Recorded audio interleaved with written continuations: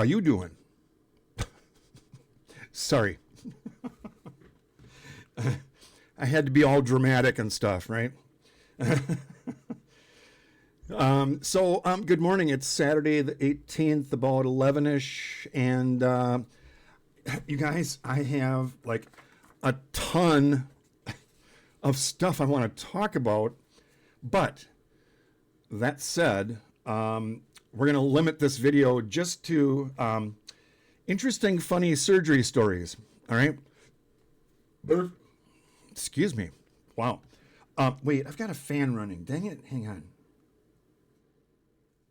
on. Okay. So I have a ton of stuff, and part of it's going to have to wait until the next video. All right. Some thank yous, stuff like that. New subscribers, welcome. If one of you could unload my dishwasher, that would be great. You think I'm doing this for free? Well, I actually am. But yeah, you guys, it feels good to be in front of the camera again. I've missed you guys, which sounds really weird because, I can't see you, which is a little unfair because you can see me. But yeah, it's been 11 days since I've posted. So I know some of you are kind of anxiously waiting for like an update. So that's what this is. I'll try to maybe do another video tomorrow. So that'll post, well, I don't know, tomorrow night or maybe Monday or something. So anyway, just a bunch of other random stuff. So, yeah. So surgery 10 days ago on Wednesday the 8th, excuse me, I had to be there at 5. So the Lyft driver picked me up at 4:30. All right, bye truck. See you in a couple days.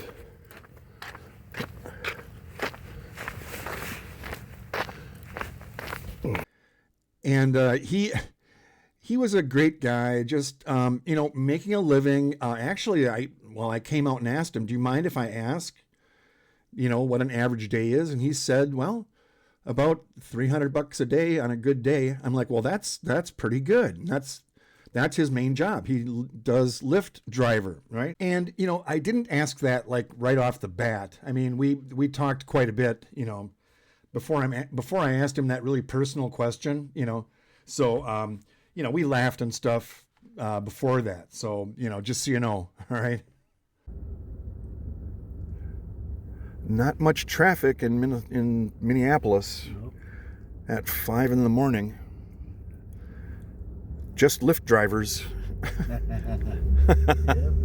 All right? Yep. I'm glad to hear that she's doing okay. Okay, so, all right. Fratino, thank you, my friend.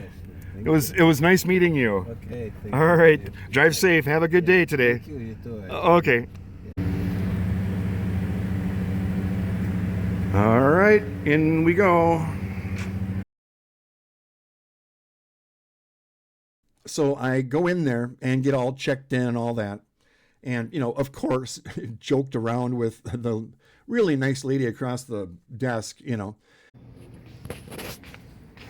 Okay, all checked in.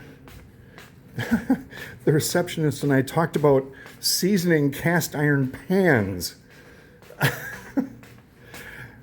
Ask me how we got on that topic. And so had to sit and wait for a while. Then they came and got me and brought me into this prep room. Okay, I'm all checked in. I don't think I'm violating HIPAA. All right, so here you go. You know the drill, right? So I stole the special grippy socks. Well, they're free, right? Everything goes in there. My backpack.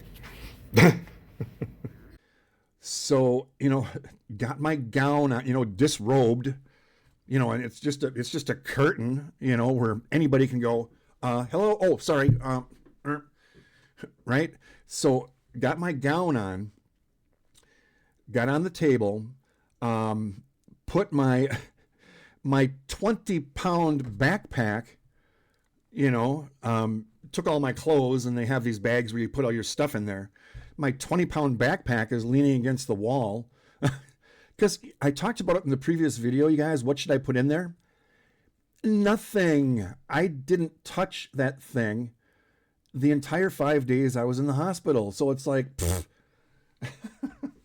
my meds? No. You're right. A couple of you left comments. They're not going to let you use your own meds. They give you all that stuff in the hospital. I'm like, well, I don't know. So I didn't need to pack any of that. All the clothing I put in there, I put a bunch of video equipment in there, a couple tripods and GoPros. And yeah, no, I didn't get to any of that. Number one, I didn't have time. Second of all, I was, not feeling the greatest. I'll get into that later. But I'm waiting in this room, this prep room, and then this team of people come in with some big equipment and some stuff, rolling it in. They gave me an epidural. Women, during childbirth, sometimes they'll do an epidural pain block. Yeah, I got 2 of them. So, and I'm honestly not sure, you guys, if it went, I'm assuming, because they called it an epidural, I'm assuming it's the same thing as what women have. It goes into the spinal cord and it blocks the pain from here down, right? I had that thing in, those two tubes coming out the entire 5 days. So, yikes. Wait, I've got a little bit dry mouth. I'm not sure why. Maybe reliving this experience is making me nervous. I don't know. But anyway, so there was a little bit of a sting, okay? And I can tolerate pain pretty well, but when those needles went in, it was kind of like, oh yeah, there it is, And if I was cognitive enough, or if I would have been, more on top of things, I would have faked or something, just to joke around. But they probably wouldn't have appreciated that. It's like, okay, somebody wheel him out into the parking lot. We don't want this kind of behavior. So yeah, that went in, and then surgery was at 7:30. And, of course, there was a bunch of stuff that happened, before I went into the actual OR. Another team came in and administered some anesthesia, just some kind of, woo, hey, how you doing? Just to kind of get me prepped before the actual anesthesia. And I met with the anesthesiologist, and they ask all kinds of questions and stuff. And so surgery took 5 hours. Yeah. So they did end up, and Dr. Brower, my awesome, awesome surgeon. And by the way, I went on Amazon and just, my surgeon, Dr. Brower, and I just get along so great. And he's just a young, great guy. And we joke around a lot and just, I don't know, brilliant, intelligent, articulate, caring, listening, just great. So anyway, I went on Amazon and I bought multi-tool. You guys should have one of these in your car at all times. All right. Bought one for him, and then one for one for him and one for my main oncologist, Dr. Shanks. He's awesome also. It's rare when I can get him to laugh, but a couple times ago when we met, we were talking about the Partridge Family. So we were laughing about that. But anyway, so I bought this for, and so what I'm going to tell Dr. Brower, my surgeon, maybe keep it in the OR in case, you open somebody up and there's something really weird in there. It's like, okay, I got this thing now. But, yeah, so he went in and did the laparoscopic stuff, got the tail of the pancreas out and the tumor out 3 centimeters still. All right. So the tumor was still pretty big. So, distal pancreatectomy, I've talked about it before, but the tail of the pancreas, right? Got that out. And so then he was digging around a little bit more. And he said, you know what, before surgery, he said, depending on what I find in there, we're going to do some more testing and stuff. Depending on what we find, we might remove the spleen if there's any sign of, infection or whatever. Steve, you can correct me on what the actual terminology is, if the cancer has spread or whatever. I don't think it spread to the spleen, though. It's very localized for me, stage 1. So there was another reason for removing the spleen. Anyway, so that incision, laparoscopic incisions are tiny, right? Just for the tool to go in. But this, he had to get his whole hand in there. I talked about it before, but so I've got an incision like this, right about, kind of right above my belly button, right above my navel. So, and there's no pain there at all. It's amazing. It itches, it's healing, right? So got the spleen out. And and if I would have been thinking, I would have said, can I take that home? Can you put it in a Ziploc bag for me? Because I had an idea as I was, in the OR prep, I could put that in my dehydrator and then put it on the drill press and do holes in it so I could make a pencil holder, I'm kidding. Geez, that would be weird and, gross, but actually kind of funny. But, so yeah, 5-hour surgery, and I wish I would have remembered more of like coming out of my anesthesia, because that's kind of fun for me. It's like when you're kind of, and it sounds really weird, you guys, but coming out of anesthesia when you've been knocked out and you're just kind of coming to your senses and people are asking you questions and I maybe said some funny stuff, but I don't remember, You know what I mean? It's like, it would have been fun to have video of me coming out of, and you can go on YouTube and, like teenagers that have had their wisdom teeth out, they say the funniest things, I'm not going to repeat any of them, but yeah, go on YouTube and search, kids coming out of anesthesia or something. Anyway, so I was in the recovery room for, can't remember, and then I'm on the gurney and they brought me to my actual, room where I'd be staying, okay? Now, here's the weird thing. I'm laying in my room, and it was a single room. Otherwise, I would have entertained the person next to me like all day until they kicked me out. But I had 7 tubes going into or out of my body. And by the way, I'm probably being redundant because I left a comment on the community tab, right? Where I kind of left kind of a summary of what happened. So I think, if I'm redundant, I'm sorry. And by the way, those of you that have not seen or you don't get the notifications, that someone has posted on the community tab, if you didn't know that I put something out there, and I'm not asking you to do this, and I think the only way you can do it is hit subscribe and then the bell is notifications. I don't care, but it's like if you guys want to know, inquiring minds want to know, if someone posts or if I post something out there, okay? So just kind of a reminder. And there's some really cool comments. And that was another thing I want to talk to you about. There's this thank you, and then you guys just all the great comments on that update and the last 2 videos, all of those comments. Geez, you guys. So yeah, it's been great. Thank you very much. I mean, I did a lot of reading while I was bored, laying on my back. So anyway, yeah, 7 tubes. laying on my flat on my back. So the two epidurals, right? Oxygen, right? The thing that loops over your ears. They had my smart port hooked up to the IV, and I think that was just fluids because I asked them, what's hooked up to my smart port, and they just said, yeah, it's just fluids and electrolytes and stuff like that.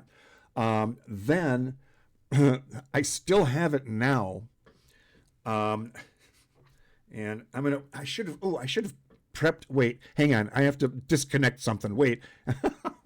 Okay, so it's not what you think. As I'm digging in my pants, although I have that too. Oh no, I used to. That was plugged in at the hospital. But this thing, and yeah, by the way, it's 3 or 4 days later. I'll explain why. But so one of the tubes coming out of my body is this little thing. I don't know if you can see it, but there's a little dent in here. And it's called the Jackson Pratt drain. Yeah, I wish I would have invented this. It's just a little plastic thing with this connects directly to my pancreas. So it's got a little bit of vacuum. It's a pump. It's like, it's pulling the excess fluid out of my pancreas. And what I have to do every 24 hours, since I got home, I have to drain this thing and measure how much fluid it's collecting every 24 hours.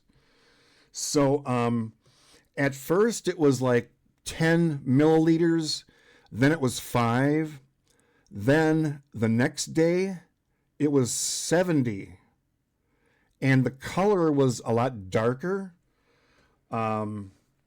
So I was a little bit concerned that all of a sudden I started feeling really crummy, which is why I've been away from the camera for 3 or 4 days. So for whatever reason, the pancreas just decided, oh, I got to get rid of a bunch of stuff. So I sent a message to Dr. Brower and the team, and like 3 or 4 people responded to me. They're like, no, it's normal. Don't worry about it. Just keep recording it. And, so I have to write every day. I have to write down, the date, the time, the volume, and what color it was. So I actually ended up taking close-up photos of each jar. So next time I meet with Dr. Brower, I'm going to show him and he said, yeah, don't worry about it. So anyway, this is one of the tubes. So let's see, where are we at? 1, 2, 3, 4, 5, the O2 saturation sensor, right? The little clippy thing. So that was the most annoying wire because I'm right-handed. So even just pulling the sheets up, this cord kept getting tangled, and it's like, ah. So that, and then I had another IV on this hand, and then down there, and every time a nurse had to come in and empty that, the catheter, right? I'm like, I'm so sorry, you guys don't get paid enough for this, and they're always like, oh no, it's no big deal, and they bring it in the bathroom and empty it out. It's like, oh geez, right? Oh, so I think that was 7 tubes. Try sleeping like that. And so, with all these tubes connected, the IV looked like something out of Star Trek or something, right? But I was so paranoid, even just trying to roll over a little bit, I was scared I was going to unplug something, and trying to figure out the physics of, rolling over, or just, okay, if I push on the handrail, I can maybe like a little bit, right? And so And I know they're just doing their job, but it's like, I'm not kidding, like every 2 hours, Jim, we're going to do vitals and stuff. And here's your magnesium liquid in a cup with a straw. Ew. And, pills and meds and all this stuff. And so put the blood pressure cuff on and I'm trying to temperature, and by the way, a normal stay for this procedure, I think, is 3 days. I'm pretty sure. I was in there for 5 because I did have a couple of minor complications. I had a couple of low-grade fevers, just 100.4 maybe. I don't think I hit 101, but they just wanted to keep me over a couple more days, just to make sure. So just not a lot of sleep, which I get it. It was fine. So I would take naps during the day for 2 hours, and then it was time for, so yeah, they had me up and about, and physical therapy came in, and we went for a couple of long walks down the hallway around the elevator and stuff, and then we got on the elevator, went up to the 6th floor, the fitness center. Not really fitness, it was more like physical therapy stuff.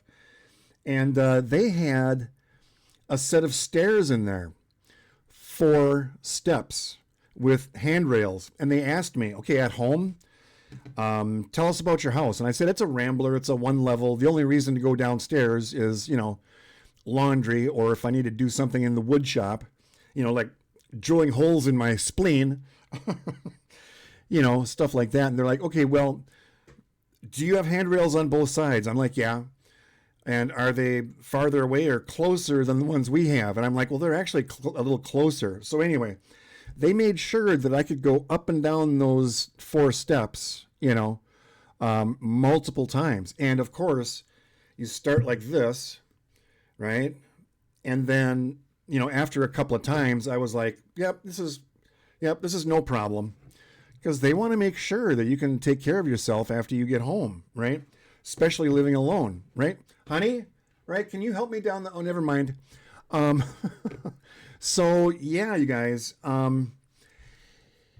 Yeah, that was my experience. And so finally got the discharge, order.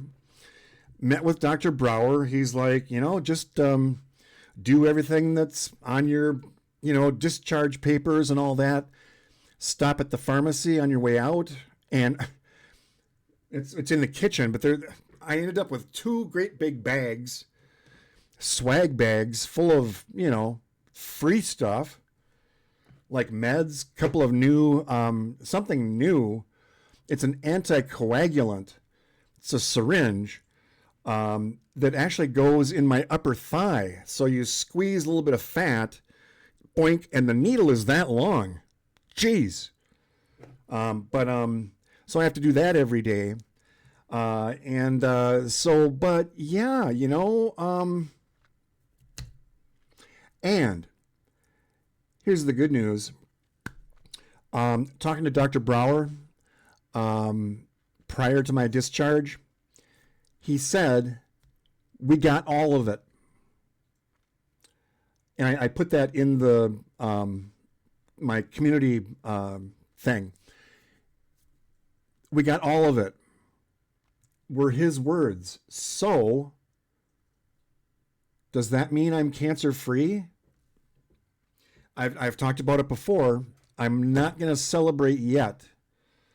I'm going to wait for a year from the date of my discharge, before deep down I can consider myself a survivor, right? We have, in the Mad Pack, we have survivors. Right, you guys? And we have people that are suffering. So, and I get that, but I want this to be like inspiration, or to give those of you that are suffering and going through treatment hope, because there's always hope, right, you guys? Right? So hang in there. Those of you that are, you know, going through this, I think I'm cancer free. And it even feels weird even saying that. It's almost like, you know, I don't want to jinx it, because there is a chance it could come back, right? I don't know, but I'm going to wait for a year. And then if I'm after 3 or 4 CT scans and all the testing and stuff, and it all comes back, yep, nope, you're good to go. I mean, I'm going to start working on the camper, you know, on the trailer, doing a bunch of renovation and stuff. I was working on some stuff this morning, actually. So my experience with a distal pancreatectomy, it's a little uncomfortable. You know, the hospital food is horrible. Yeah, you guys, thank you. For all of your great comments, because that actually really got me through some, you know, uncomfortable laying on my back with all the tubes, and I'm just reading your comments, and just thank you so much, you guys. So anyway, I gotta go. None of the new subscribers have offered to empty my dishwasher, so I guess I gotta do it. Thanks a lot. So successful surgery, you guys. All right, so have a good day, and I'll talk to you again soon. And then I've got a bunch of thank yous and a bunch of other stuff I want to do. All right, so have a great day. All right, bye. See you later.